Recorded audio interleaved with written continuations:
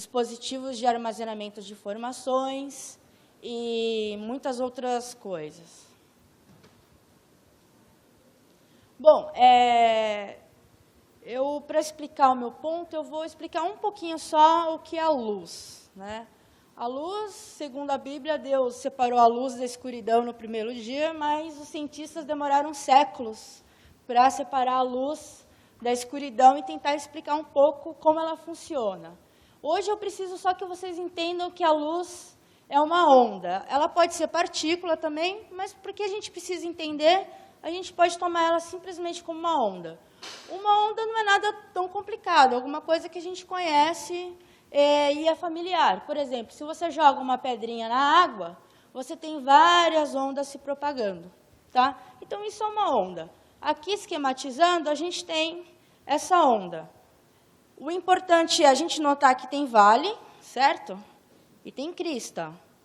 A gente tem esse tamanho aqui, que é a amplitude da onda, mas o que eu quero que vocês prestem atenção é nesse comprimento. O comprimento de onda é a distância entre uma crista e a próxima crista, ou um vale e o próximo vale. Então, eu só quero que vocês prestem atenção nisso, no comprimento de onda, que é uma propriedade da onda muito importante. E o que é a luz? A luz, na verdade, ela é uma onda que faz parte de uma coisa maior chamada espectro eletromagnético. Tá? Nesse espectro, a gente tem ondas de rádio, tá? Raio-X, e tem a luz visível bem aqui. Qual que é a diferença entre essas radiações? O comprimento de onda, justamente essa distância entre crista e crista. As ondas de rádio, elas são bem compridas, entendeu? São da ordem de metros, por exemplo. Os raios-x são pequenininhos. E a luz visível está numa região que justamente a gente enxerga. É um conjunto de comprimentos de onda que a gente consegue enxergar. Pode passar. Então, especificamente, qual que é a diferença entre as cores? O que acontece? A gente tem luz branca vindo do Sol, a gente está acostumado a essa luz branca, Só que a gente está acostumado a ver várias cores também. Então, um fenômeno que mostra do que a luz branca é formada é o arco-íris. O arco-íris ele surge por causa de um espalhamento da luz branca com as gotículas de água.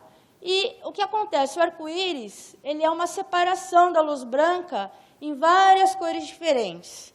A bolinha de sabão também. Quando a gente faz uma bolinha de sabão, com criança, a gente vê várias cores diferentes. Um prisma também separa a luz branca em várias cores diferentes. E qual que é a diferença entre essas cores? Justamente o que eu pedi para vocês prestarem mais atenção, que é o comprimento de onda. Tá? Então, só aqui exemplificando, eu fiz um desenho para vários diferentes. Então, a gente tem aqui o violeta. Então, o comprimento de onda para violeta é uma faixa de 380 a 440 nanômetros. É uma faixa. A gente enxerga essa cor nessa faixa. Vamos comparar essa violeta com lá em cima o vermelho. Está vendo só? Dá para ver que a distância entre cristas é bem menor no violeta do que para o vermelho. O vermelho tem um comprimento de onda maior, entre 625 e 740 nanômetros. Então, essa é a diferença entre as cores. A faixa de comprimento de onda. A gente enxerga 7 cores diferentes, e até depende de pessoa para pessoa. Tem gente que não enxerga nem 3, entendeu? E justamente essas cores são as 7 cores do arco-íris que a gente sempre ouve falar. Violeta, azul, anil, verde, amarelo, laranja e vermelho. E a diferença entre elas é o comprimento de onda. Tá? Então, o que acontece? Por que o ouro, todo mundo sabe bem como o ouro se parece, O ouro é dourado e a prata prateado. O que acontece? A luz branca ela chega, certo? Nesse material, e alguma coisa acontece com essa luz branca. E nesse gráfico, que não é complicado, na verdade, ele só mostra, olha só, isso aqui é o comprimento de onda. Então, nessa escala aqui estão cores diferentes. Dependendo do valor, são cores diferentes. O que acontece com o ouro é que ele absorve todas as cores abaixo do verde. Então, ele vai absorver o anil, o azul, o violeta, e tudo que vai voltar para os nossos olhos é a partir do verde. Então, vai voltar para o nosso olho o verde, o amarelo, o laranja e o vermelho. E a combinação dessas cores dá esse tom dourado que a gente bem conhece. Tá? No caso da prata, o que acontece? A prata ela se comporta de maneira diferente. Ela praticamente reflete todos os comprimentos de onda da luz visível. É uma coisa, lógico que não é um branco, né? Mas é alguma coisa que remete a um branco. Ela acaba refletindo todos os comprimentos e absorve só comprimentos de onda que a gente não enxerga. E as nanopartículas, né? Qual que é a cor das nanopartículas, então? Será que as nanopartículas de ouro são douradas? Bom, isso vai depender. Vai depender do material da nanopartícula, do tamanho da nanopartícula, do formato. Ela pode ser redondinha, cilíndrica, ter vários formatos, e do meio onde ela está inserida. Então, a cor da nanopartícula vai depender se ela está dentro de vidro, de polímero ou de cerâmica, né? E o que acontece? Por quê? Todo mundo sabe, vocês ouviram já muitas palestras falando que as nanopartículas elas têm propriedades diferentes do mesmo material em escala macroscópica, né? O que acontece é um efeito chamado ressonância de plasmons de superfície. Eu não vou me ater muito a isso, mas só para constar, né? O que é? Ela é uma manifestação óptica especial, tá? Então, quando o tamanho das partículas é muito menor do que o comprimento de onda da luz, então, por exemplo, para aquelas partículas que eu mostrei no início de 5 nanômetros, 5 nanômetros é bem menor do que os 500 nanômetros que estão na luz visível, né? Quando acontece isso, chega a luz no material que tem essas nanopartículas muito pequenininhas, acontece uma oscilação dos elétrons livres, tá? Que são os plasmas, justamente as oscilações. Então, os elétrons eles ficam balançando de um lado para outro, né? E justamente isso são os plasmons, né? Mas o que interessa para a gente, na verdade, é a manifestação óptica. Então, a manifestação óptica é um pico de absorção. Fala, nossa, mas que gráfico complicado. Não, não é complicado. O que acontece? Nesse comprimento de onda, aqui não está muito bem para ver na escala, mas uns 560, provavelmente do verde, o que acontece?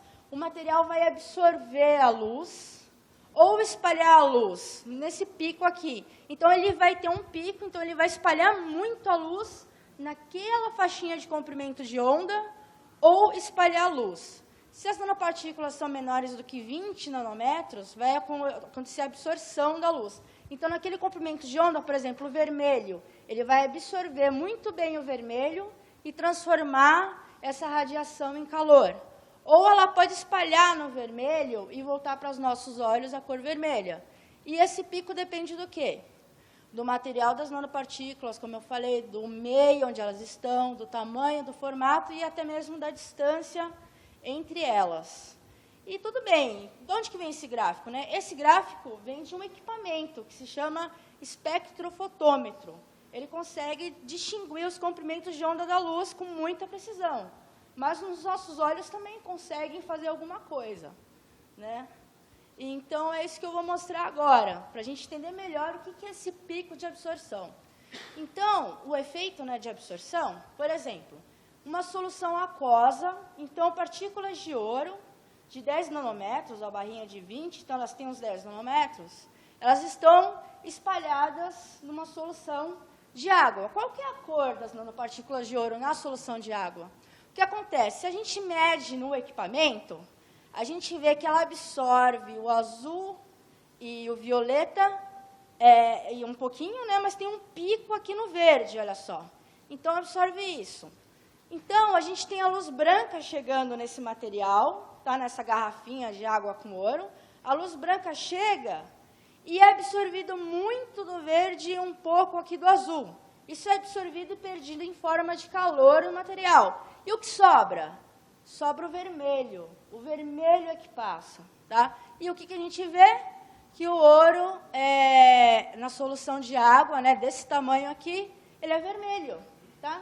Então, nanopartículas de ouro na água são vermelhas. Então, essa é a cor. É ouro, mas não é dourado, é vermelho. Um outro exemplo, né? Nanopartículas de prata, de 80 nanômetros em solução aquosa. Ela não absorve, ela espalha. Então, ela espalha muito aqui no azul e um bocado aqui no verde. Então, o que a gente vai ver? A gente vai ver um frasquinho, tá? Com aquela solução de prata, ela vai ser uma mistura de verde com azul, vai ser um verde azulado. Então, as nanopartículas de prata na água, desse tamanho aqui, elas têm esse aspecto azulado. E pode mudar muito, se você coloca num polímero já vai ter outra cor, se coloca numa cerâmica outra cor, e por aí vai. E aí que entra a taça de Licurgo. O que acontece com a taça de Licurgo? Ela é datada do século IV depois de Cristo, tá? Foi uma taça feita pelos romanos, ela está hoje em dia no Museu Britânico. E o que acontece?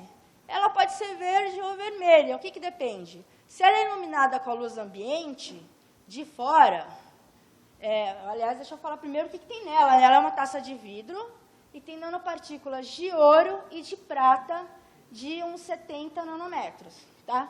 Então, é um vidro com nanopartículas de prata e de ouro. Quando a luz está vindo de fora, o que acontece? Ele espalha, assim como a prata, que eu falei, espalha o verde e um pouco do azul. Então, a gente vê verde, tudo bem? Então, de fora, a luz vindo de fora, assim como está vindo aqui para esse microfone, a gente vai ver a taça verde porque espalha, tem um pico de espalhamento no verde. Se a gente coloca a luz aqui dentro da taça, tá bom? Então, aquilo que tem no museu, eles até fazem isso. Colocam a luz dentro da taça e escurece por fora. Só o que é transmitido é o vermelho. Assim como o ouro, ele absorve os comprimentos de onda verde e azul. E só deixa passar o vermelho, tá? Então, quando a luz está por fora, espalha verde e azul. E quando a luz está por dentro, só deixa passar o vermelho, tá bom? Então, esse é um material dicróico, né? Vocês podem procurar na internet, mas essa taça de Licurgo, ela se trata do rei Licurgo de Trace, e aqui está representando a morte dele, ele sendo arrastado para o reino dos mortos por essas trepadeiras aqui, né? Ele arrumou uma encrenca com o rei Baco, que é o deus do vinho, né? E acabaram imortalizando ele numa taça de vinho, né? Por coincidência. Pode ir. Então, né, e as aplicações? Né? Tudo bem, a taça de Licurgo é bonita. Aliás, né, ela foi feita pelos romanos no século IV, mas hoje ninguém sabe ainda como que fizeram. Eles fizeram as nanopartículas no século IV, depois de Cristo, né? E ninguém sabe como eles fizeram. E eles também não sabiam que estavam fazendo isso, né? Mas hoje em dia, para que a gente pode usar? Então, eu mostrei, né, como que as cores se comportam como o nosso sensor. Oi? Tá bom. O nosso olho é um sensor também. Só que o que acontece? A gente não pode confiar só no nosso olho para usar como sensor, por exemplo. Então, tem essas aplicações aqui, como biosensores, o que acontece? Você coloca seu material e, do mesmo jeito que a gente enxergaria, o equipamento enxerga onde que está o pico, tá? E, como eu falei, as nanopartículas, a cor delas, né, vai depender do meio onde elas estão contidas. Então, o que pode ser feito? Você faz o material, coloca as nanopartículas e coloca anticorpos perto dessas nanopartículas, tá? Elas vão absorver uma determinada cor que o equipamento vai pegar. Por exemplo, essa linha azul, tá? Então, os anticorpos vão estar aqui. Então, imagina que você pegue um soro sanguíneo, por exemplo, e coloque em cima desse sensor, tá? Se não tiver nada, nenhuma acusação de uma doença e tudo mais, não vai acontecer nada com esse pico aqui.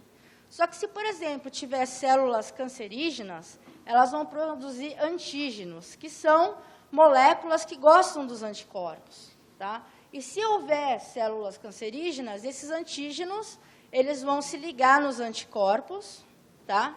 E vai mudar esse pico aqui. Então, mudou o meio em volta das nanopartículas. Então, esse pico vai mudar. Então, o que isso acusa? Do azul para o vermelho, que existem células cancerosas no corpo da pessoa. Então, isso é um exemplo de biosensor. Outra coisa também que pode ser usada é justamente no tratamento também do câncer. Então, nessa revista aqui, foi publicado um artigo que eles fizeram, na verdade, não uma nanopartícula pura, mas uma casca de ouro em volta de sílica. O que acontece? Quando você tem essas nanopartículas numa solução, elas absorvem no infravermelho, que na verdade a gente não enxerga, está depois do vermelho. Mas por que infravermelho? O infravermelho atravessa a nossa pele e não é nocivo a nós. Então, o que acontece? Você tem essa nanopartícula, você coloca anticorpos em volta dela e coloca na corrente sanguínea. Como elas têm anticorpos, elas vão procurar, dentro do corpo, só os lugares onde estão os antígenos, que estão justamente nas células cancerosas, né? Então, elas vão só no lugar onde está a doença, vamos dizer assim. Depois é usada a radiação infravermelha, tá? Que atravessa a pele, e essa radiação é absorvida por essas nanopartículas e é dissipada em forma de calor, destruindo as células cancerígenas, e só elas. Então, todo o tecido em volta que está bom não vai sofrer dano nenhum, só as células cancerígenas é que vão ser atacadas. Tá? Bom, então é isso que eu tinha para falar. Tá? Eu pedi para vocês acessarem meu site sobre microscopias, que está numa linguagem acessível. Tá? Eu tento fazer de um jeito assim de divulgação. E também o site do Laboratório de Filmes Finos, que tem também muito sobre nanotecnologia e outras coisas. E eu agradeço a atenção de vocês. Obrigada.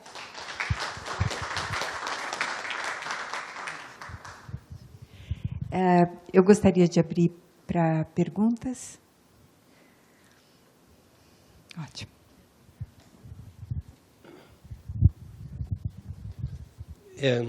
En cuanto a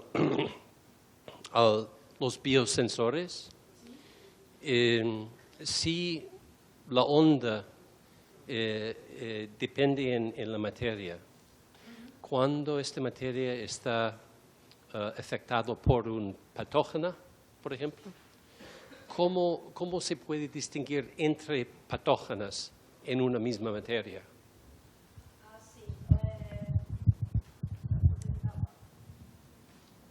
Você pode voltar naquele, por favor, do biosensor?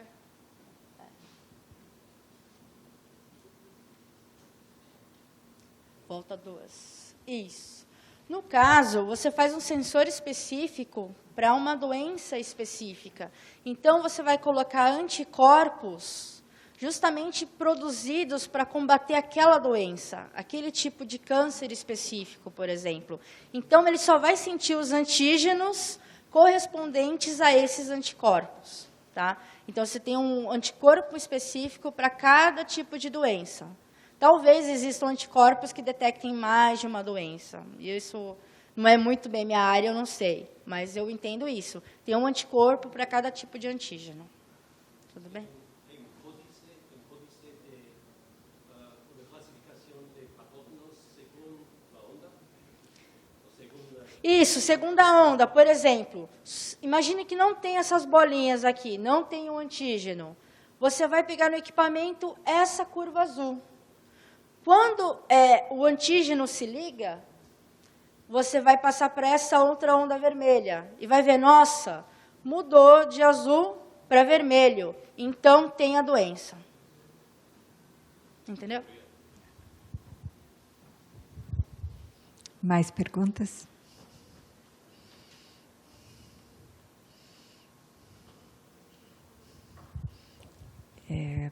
Bom, nós vamos ter mais oportunidades dentro das próximas apresentações. Obrigada, Fernanda.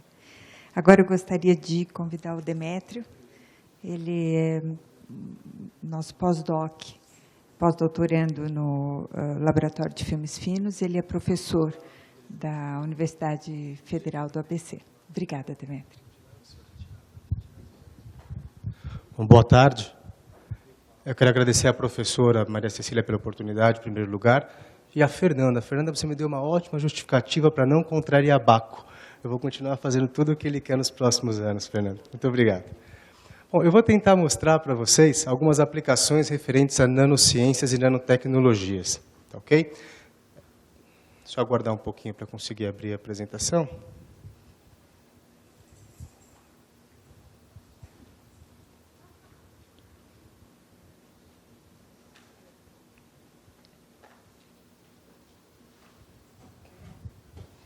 Ah, eu quero. Obrigado. Você me ajuda, Wagner, por favor? Bom, primeiro eu vou fazer uma breve apresentação. A Maria Cecília já falou. Por favor.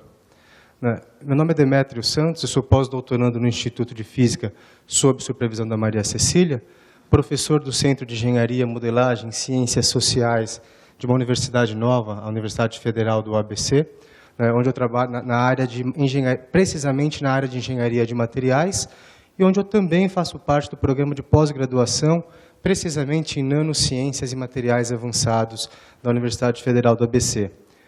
Antes de trabalhar na universidade, eu trabalhei durante 19 anos na indústria, passando pela Volkswagen, MWM, Mercedes, WEG e Henkel, enfim, onde encerrei a minha carreira profissional para me tornar professor na universidade.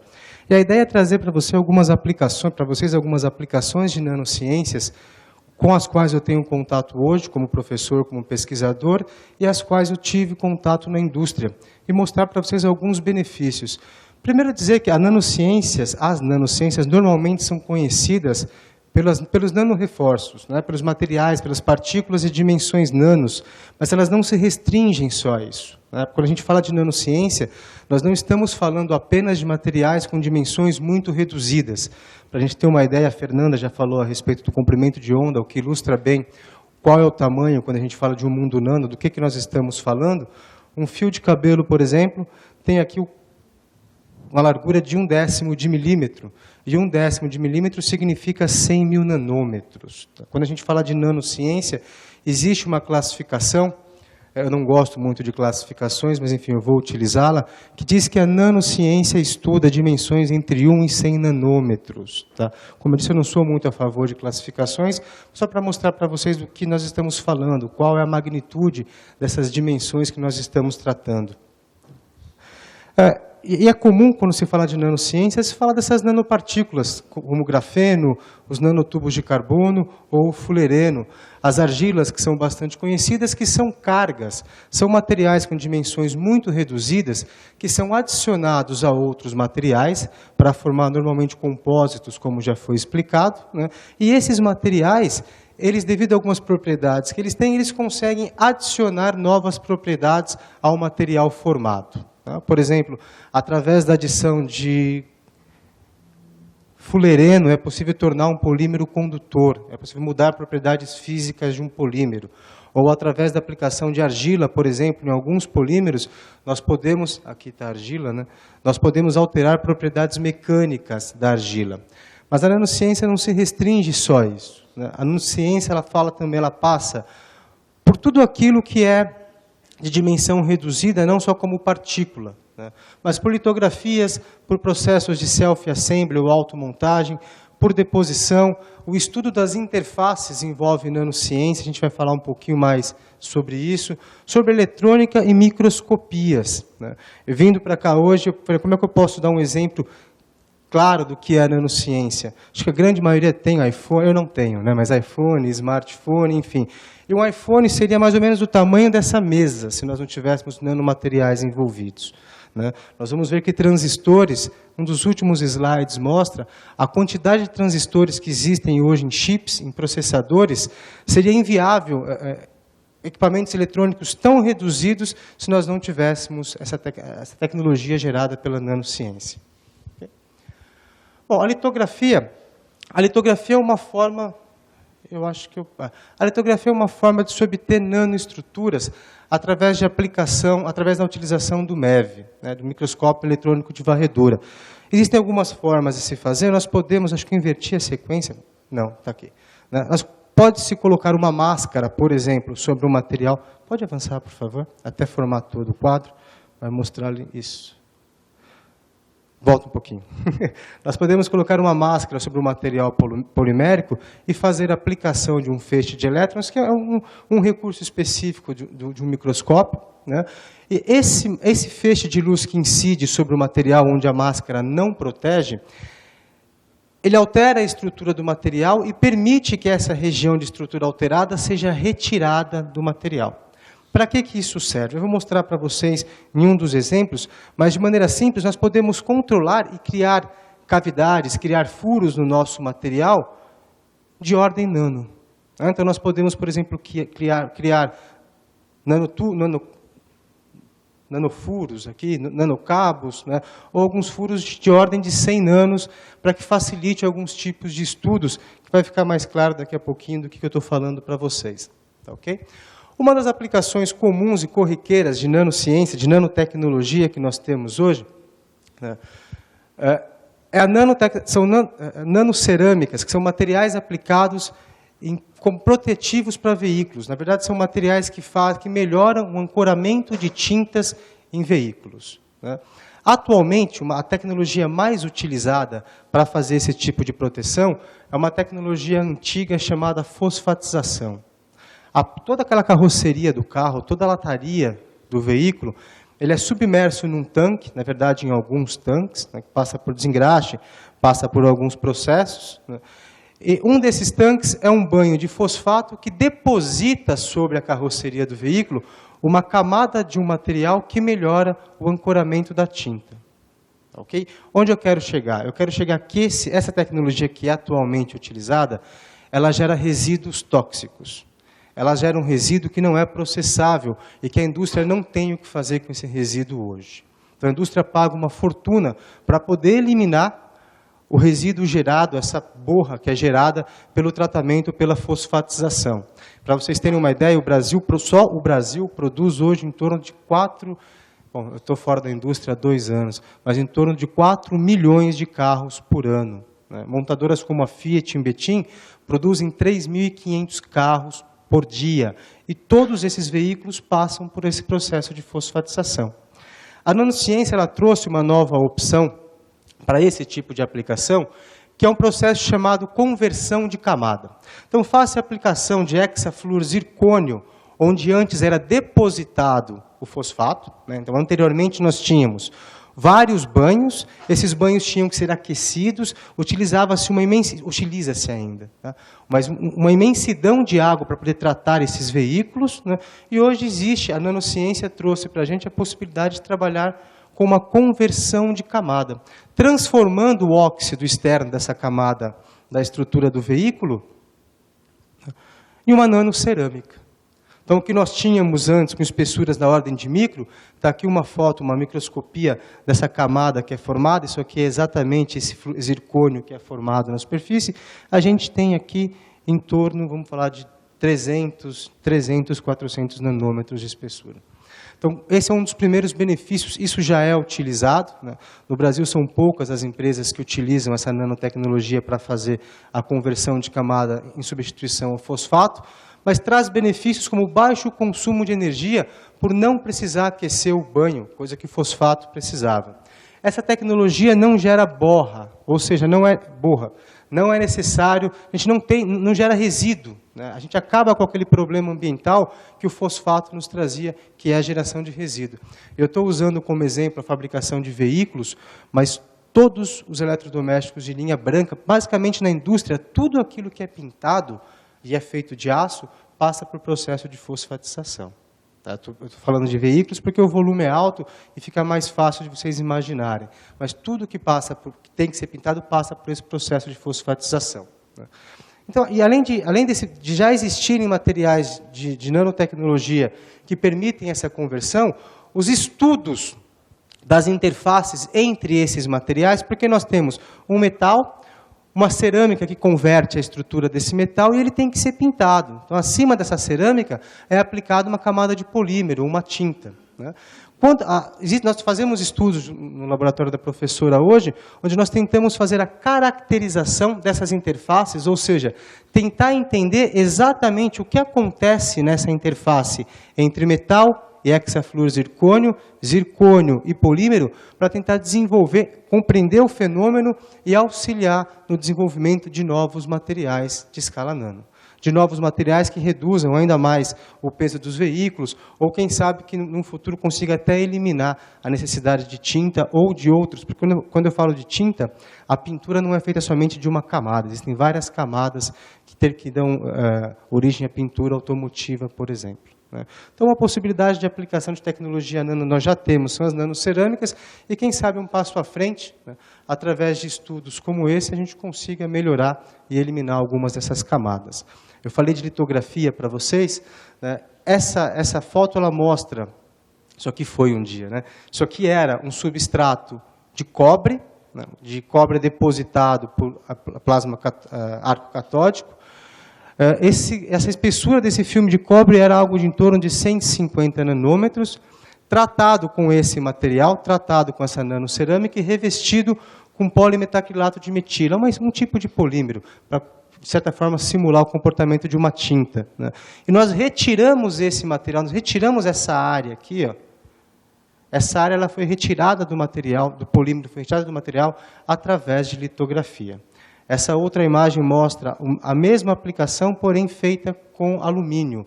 Ao invés de cobre, o alumínio foi revestido com essa nanotecnologia.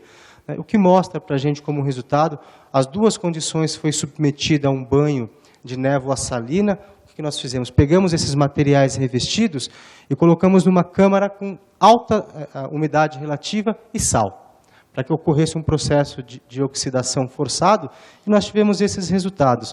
O material mostrou uma boa resistência à corrosão em alumínio e um comportamento não tão bom em cobre. Okay? Mas é uma aplicação possível para a nanotecnologia, que já é corrente. A nanotecnologia ela permite o desenvolvimento de novos materiais poliméricos, por exemplo, como eu disse para vocês, e não apenas através da aplicação de reforços ou da aplicação de partículas muito pequenas, né?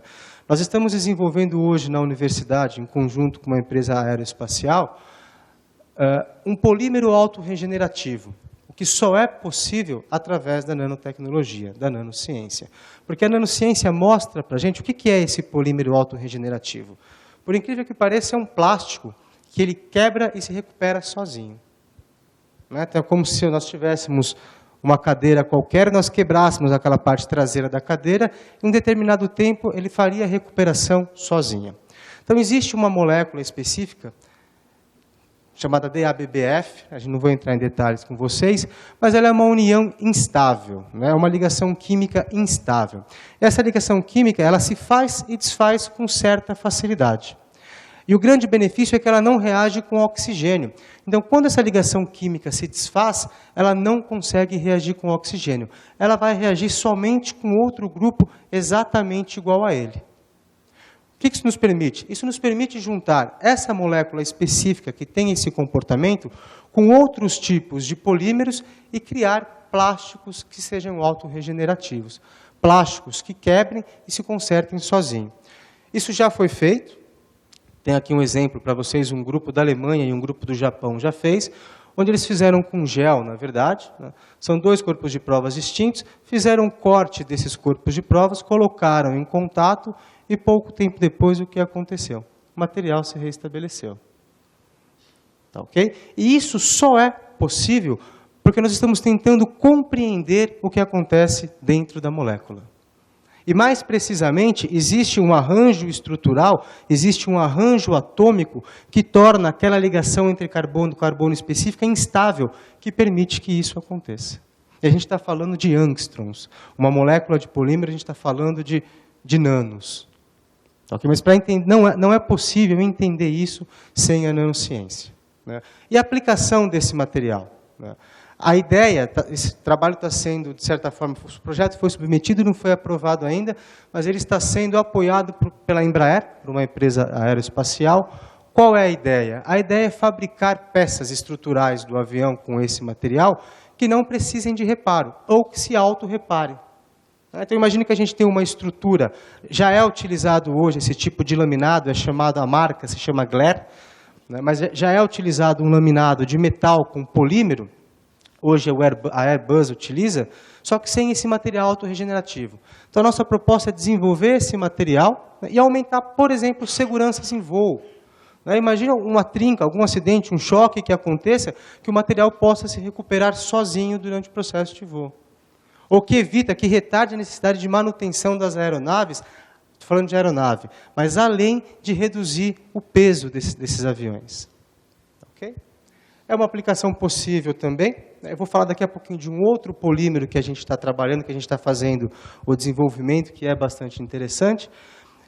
A minha área de trabalho, basicamente, na indústria, eu trabalhei durante muitos anos com adesão, e quando eu vim para a universidade, eu acabei trazendo isso também como uma linha de pesquisa. E quando a gente fala de adesão, a gente lembra de cola, né? A gente não tem ideia de quanta cola se usa no mundo, de quão importante é a interface, né? As interações que acontecem entre os adesivos e os materiais que são aderidos. Um ônibus, por exemplo, ele usa em torno de 150 a 180 quilos de adesivo, né? Os veículos levam em torno de 8 a 12 quilos, um veículo de passeio, de 8 a 12 quilos de adesivo.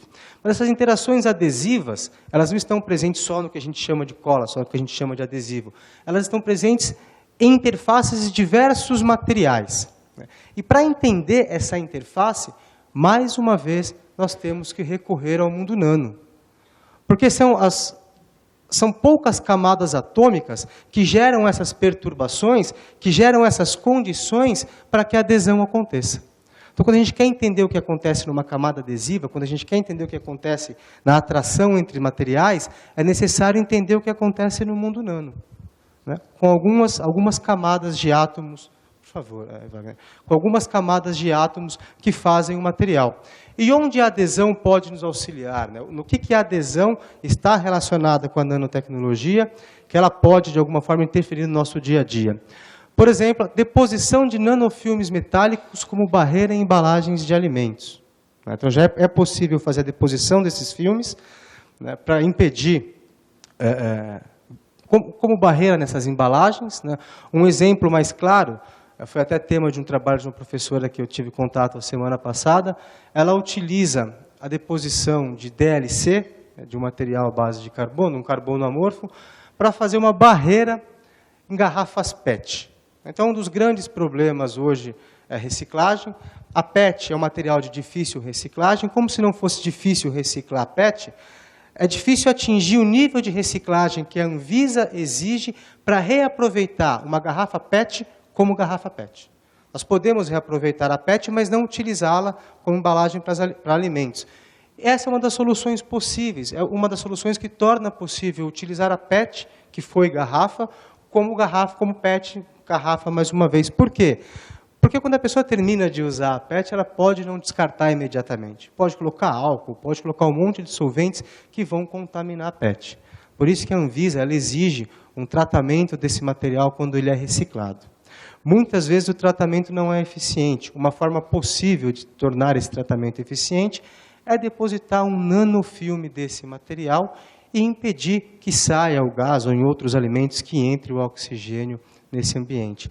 E onde entra a adesão, é necessário que seja desenvolvida uma adesão entre esse filme e a garrafa PET, para que não haja uma soltura desse nanofilme e se misture ao alimento. Okay? Uma outra aplicação que envolve adesão em nanotecnologia, a gente tem aqui, vai ser difícil de entender, mas tem algumas células depositadas sobre o material também litografado. Né? Então, para vocês terem uma ideia, a gente está falando aqui de 2 microns e algumas células musculares depositadas sobre esses materiais. Então, a nanotecnologia associada à ciência da adesão, ela ajuda a entender a dinâmica dessas células. De maneira aplicada, ela ajuda a entender qual é o tipo de superfície ideal para favorecer o ancoramento ou adesão de células ou para evitar que as células tenham uma boa interação com superfície e evitar que tenha adesão celular às superfícies. Ou seja, é possível desenvolver, né, utilizar essas tecnologias para desenvolver biomateriais utilizados em cirurgias, utilizados na área médica, ou que favoreçam a adesão ou que evitem a adesão celular. Eu falei para vocês de bioprocessadores, que não seria possível ter um smartphone hoje sem a nanociência, sem a nanotecnologia. Né? Então, a gente tem aqui o número de transistores num chip. Né? Em 1970, nós tínhamos 4.004 num processador, e hoje nós temos 10 vezes 10 anonas transistores num processador. E isso só ocorre porque nós conseguimos não é a minha área de pesquisa, mas porque foi possível reduzir o tamanho desses transistores. E só foi possível reduzir o tamanho desses transistores porque foi possível entender como eles funcionam e entender a estrutura de novos materiais que podem ser aplicados nesse tipo de tecnologia. Por favor. Mais uma, por favor, Wagner. Não só o DNA, por exemplo, o estudo do DNA humano só é possível devido à nanociência também. A gente está falando aqui de dimensões em torno de 3 nanos. E para fechar, pessoal, outras 3 aplicações, que é em células nervosas, através da nanotecnologia, é possível estabelecer uma comunicação entre células nervosas e dispositivos eletrônicos. Okay? É possível aplicar nanotecnologia para a recuperação de tecidos musculares e aplicar a nanotecnologia para a proteção de células contra a invasão por vírus. Tá, okay? Essas 3 não são minha área de pesquisa, eu não trabalho com biomateriais, mas eu gostaria de apresentar para vocês, para trazer uma ideia da imensidão e da quantidade de possibilidades que a nanotecnologia traz. Não só no nosso dia a dia, onde a gente não vê que já existe a nanotecnologia aplicada, como no tratamento de superfícies para metais, no carro, esse monte de carro que está aí fora, alguns deles pode ter essa nanotecnologia aplicada em áreas que a gente não conhece, como na adesão, que parece algo tão trivial, mas onde tem nanotecnologia aplicada, e em áreas tão mais nobres que cuidam do bem-estar e da saúde humana. Okay? Então, para concluir, para a gente fechar, as nanociências não se restringem ao desenvolvimento de nanopartículas, possibilita o desenvolvimento de diversas áreas da ciência e aplicações tecnológicas, pode ser uma importante ferramenta no desenvolvimento de tecnologias sustentáveis, como exemplo a nanocerâmica que é aplicado, e trata-se de uma área rica em possibilidades de desenvolvimento. Ainda há muito a ser feito em todas, ou em quase todas as áreas relacionadas a nanociências. Bom, eu agradeço o que eu tenho para passar para vocês. É isso, eu espero que tenha sido útil. Obrigado.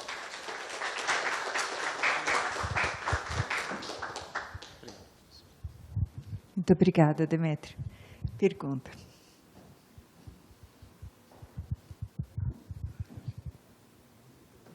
Obrigada. Boa tarde, sou Grícia, da Fundacentro. Você colocou que você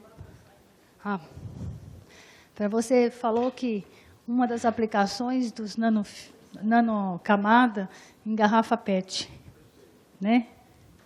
E aí eu te faço a pergunta, você acha que a gente deveria investir nessas nanocamadas para colocar bebidas, né, que vai entrar no corpo humano sem grandes estudos de pesquisa, qual é a reação, ou se a gente deveria pensar em retornar ao sistema que a gente tinha antigamente, de garrafas retornáveis, quando o vidro, apesar de ser pesado, ele pode ser retornável 30 vezes no processo.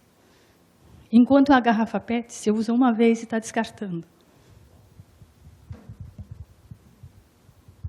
Obrigado. Olha, o que eu vou te dar é a minha opinião, não é a minha área de pesquisa. Eu trabalho com interfaces, com adesão, com compósitos, mas eu acredito que deva-se sim investir. Por quê? Porque não é novidade a aplicação de nanofilmes como barreira. A gente já tem embalagens de alimentos que trabalham há muito tempo com essa tecnologia. Então, isso é novo na garrafa PET. Mas existem vários outros tipos de embalagens para alimentos que já trabalham com essa tecnologia. E assim como é novo o risco, assim como pode existir um risco, pode não existir esse risco. Ou seja, não tem nada confirmado, nem que sim, nem que não. Quanto a retornar, o que eu acredito quando a gente fala, isso é só a minha opinião, de novo, eu não trabalho com garrafas PETs, né? E vale a pena sim investir, porque, como disse, já é uma tecnologia que vem sendo utilizada há muito tempo. Não é novo. É novo em garrafa PET. Eu tive contato com isso na semana passada, mas não é uma tecnologia absurdamente nova. É claro que deve-se ter cautela, que deve-se realizar estudos, né? Mas esta é só a minha opinião, deve-se sim investir.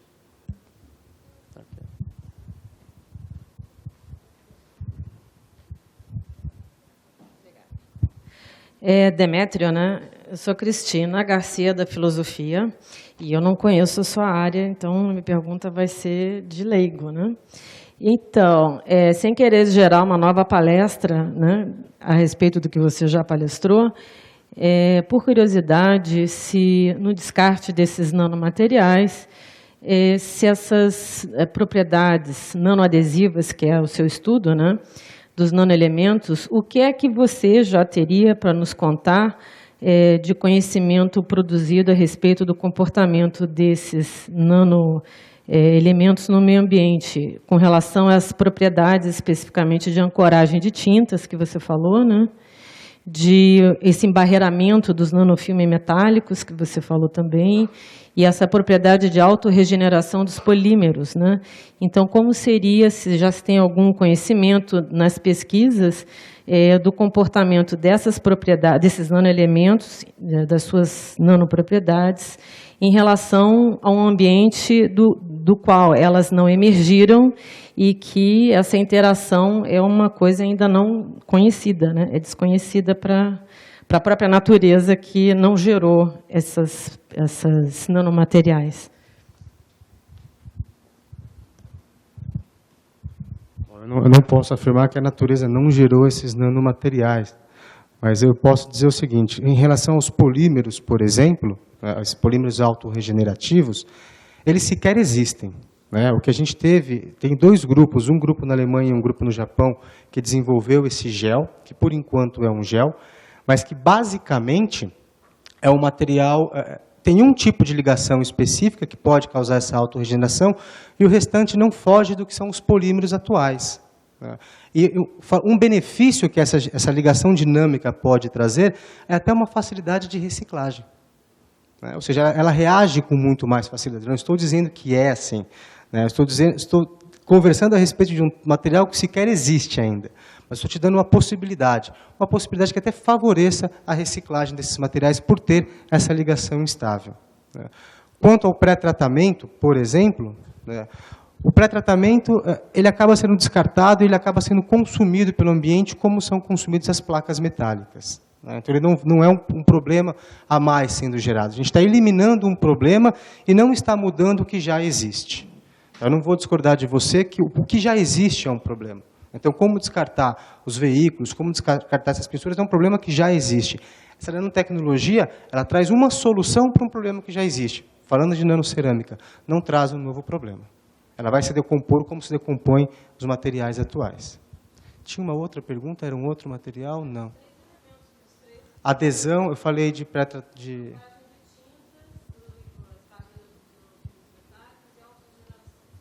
Os materiais utilizados nesses nanofilmes são alumínios. Né? Por exemplo, pode ser utilizado alumínio nessas barreiras de alimentos, que vai se decompor como alumínio, vai oxidar e vai se decompor como alumínio se decompõe. É formado um filme, aproximadamente 100, 200 nanômetros. Ok? Um segundinho, eu gostaria só de completar. Foi bem observado do Demétrio que os nanomateriais eles são altamente reativos, o que acaba levando, na grande maioria deles, à própria destruição se ele solto no meio ambiente. E, caso isso não ocorra, é muito comum também material particulado, especificamente, aglomerar. É muito difícil a gente manter nanopartículas separadas, dispersas. E o que se encontra normalmente são grandes aglomerados, que aí deixa de ser nano, passa a ser micro. Tá bem? Então, tem esses dois aspectos. Mais uma pergunta.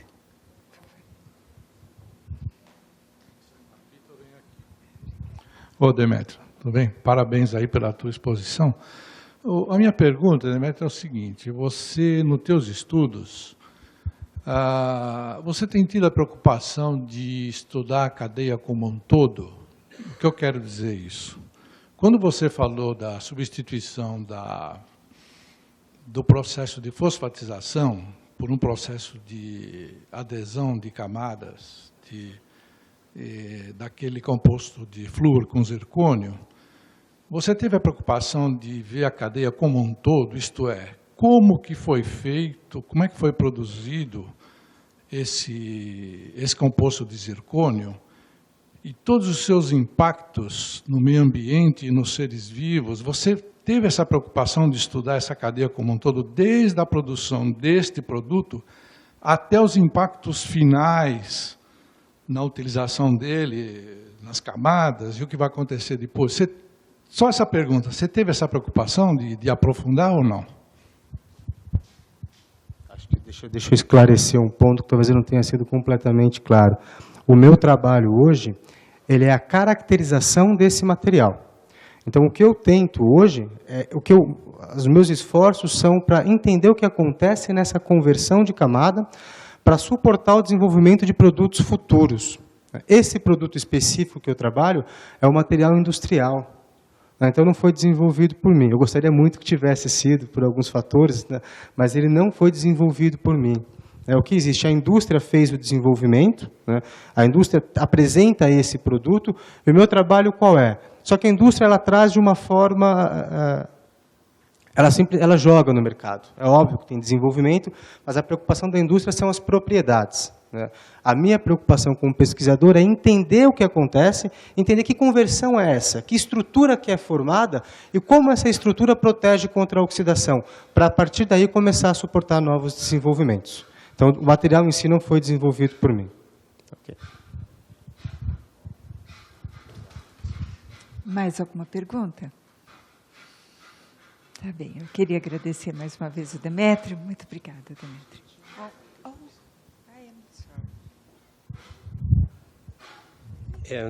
Se habla de la forma de nanoencapsulación en que hay un polímero que se autorrepara, pero en el caso de encapsular un pesticida o un fertilizante, ¿cuál sería la fuente de energía para hacer generarse el polímero? O processo de autogeneração que nós propomos não é baseado em encapsulação. Existem hoje alguns processos que são baseados em encapsulação.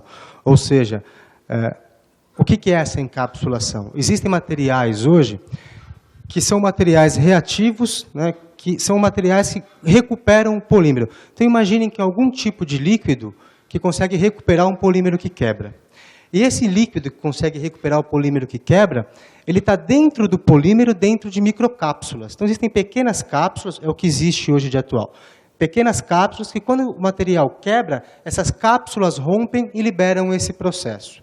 A nossa proposta não é essa. A nossa proposta é usar uma ligação química dinâmica. É uma ligação química que se faz e desfaz com certa facilidade. Não tem material nenhum encapsulado.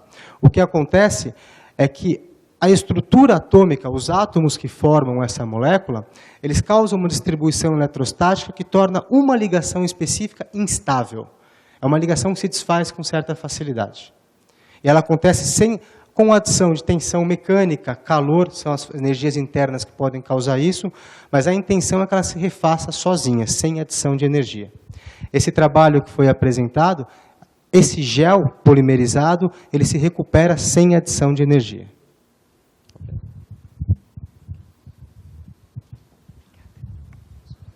Obrigada mais uma vez, Demétrio. Muito obrigada.